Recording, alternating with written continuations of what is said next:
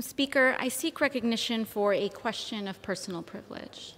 The chair has been made aware of the valid base for the gentlewoman's point of personal privilege. The gentlewoman from New York is recognized for 1 hour. Thank you, Madam Speaker.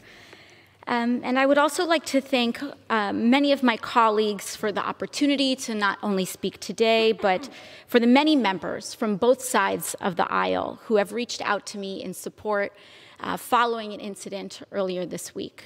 About 2 days ago, I was walking up the steps of the Capitol when Representative Yoho suddenly turned a corner, and he was accompanied by Representative Roger Williams, and accosted me on the steps right here in front of our nation's Capitol.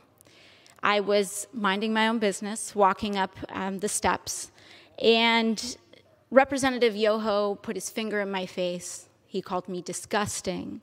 He called me crazy. He called me out of my mind. And he called me dangerous. And then he took a few more steps, and after I had recognized his comments as rude, he walked away and said, "I'm rude. You're calling me rude."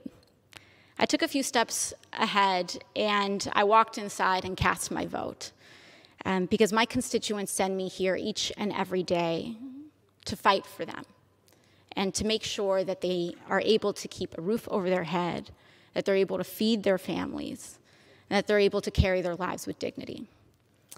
I walked back out, and there were reporters in the front of the Capitol, and in front of reporters, Representative Yoho called me, and I quote, "a fucking bitch."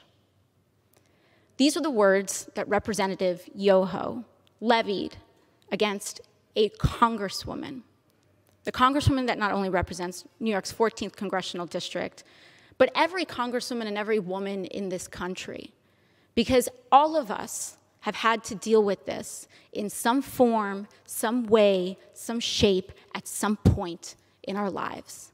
And I want to be clear that Representative Yoho's comments were not deeply hurtful or piercing to me, because I have worked a working class job.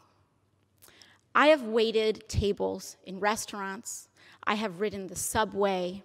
I have walked the streets in New York City. And this kind of language is not new. I have encountered words uttered by Mr. Yoho and men uttering the same words as Mr. Yoho while I was being harassed in restaurants. I have tossed men out of bars that have used language like Mr. Yoho's. And I have encountered this type of harassment riding the subway in New York City. This is not new. And that is the problem. Mr. Yoho was not alone. He was walking shoulder to shoulder with Representative Roger Williams. And that's when we start to see that this issue is not about one incident. It is cultural. It is a culture of lack of impunity, of accepting of violence and violent language against women, and an entire structure of power that supports that. Because not only have I been spoken to disrespectfully, particularly by members of the Republican Party and elected officials in the Republican Party, not just here, but the President of the United States last year told me to go home to another country, with the implication that I don't even belong in America. The governor of Florida, Governor DeSantis, before I even was sworn in, called me a whatever that is. Dehumanizing language is not new. And what we are seeing is that incidents like these are happening in a pattern. This is a pattern of an attitude towards women and dehumanization of others. So while I was not deeply hurt or offended by little comments that are made, when I was reflecting on this, I honestly thought that I was just going to pack it up and go home. It's just another day, right? But then yesterday, Representative Yoho decided to come to the floor of the House of Representatives and make excuses for his behavior. And that I could not let go. I could not allow my nieces, I could not allow the little girls that I go home to, I could not allow victims of verbal abuse and worse to see that excuse, and to see our Congress accept it as legitimate and accept it as an apology, and to accept silence as a form of acceptance. I could not allow that to stand, which is why I am rising today to raise this point of personal privilege. And I do not need Representative Yoho to apologize to me. Clearly, he does not want to. Clearly, when given the opportunity, he will not. And I will not stay up late at night waiting for an apology from a man who has no remorse over calling women and using abusive language towards women. But what I do have issue with is using women, our wives and daughters, as shields and excuses for poor behavior. Mr. Yoho mentioned that he has a wife and 2 daughters. I am 2 years younger than Mr. Yoho's youngest daughter.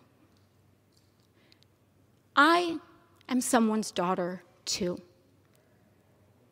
My father, thankfully, is not alive to see how Mr. Yoho treated his daughter. My mother got to see Mr. Yoho's disrespect on the floor of this house towards me on television. And I am here because I have to show my parents that I am their daughter and that they did not raise me to accept abuse from men. Now, what I am here to say is that this harm that Mr. Yoho tried to levy against me was not just an incident directed at me. But when you do that to any woman, what Mr. Yoho did was give permission to other men to do that to his daughters.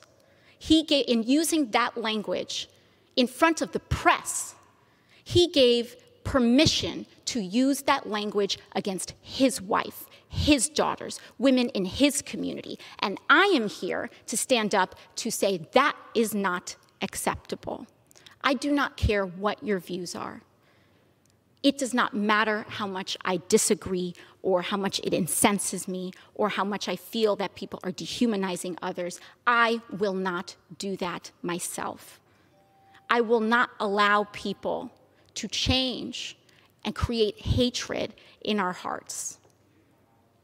And so what I believe is that having a daughter does not make a man decent. Having a wife does not make a decent man. Treating people with dignity and respect makes a decent man. And when a decent man messes up, as we all are bound to do, he tries his best and does apologize. Not to save face, not to win a vote. He apologizes genuinely to repair and acknowledge the harm done so that we can all move on. Lastly, what I want to express to Mr. Yoho is gratitude. I want to thank him for showing the world that you can be a powerful man and accost women. You can have daughters and accost women without remorse. You can be married and accost women. You can take photos and project an image to the world of being a family man and accost women without remorse and with a sense of impunity. It happens every day in this country. It happened here on the steps of our nation's capital. It happens when individuals who hold the highest office in this land admit to hurting women and using this language against all of us. But once again, I thank my colleagues for joining us today. I will reserve the hour of my time, and I will yield to my colleague, Representative Jayapal of Washington. Thank you.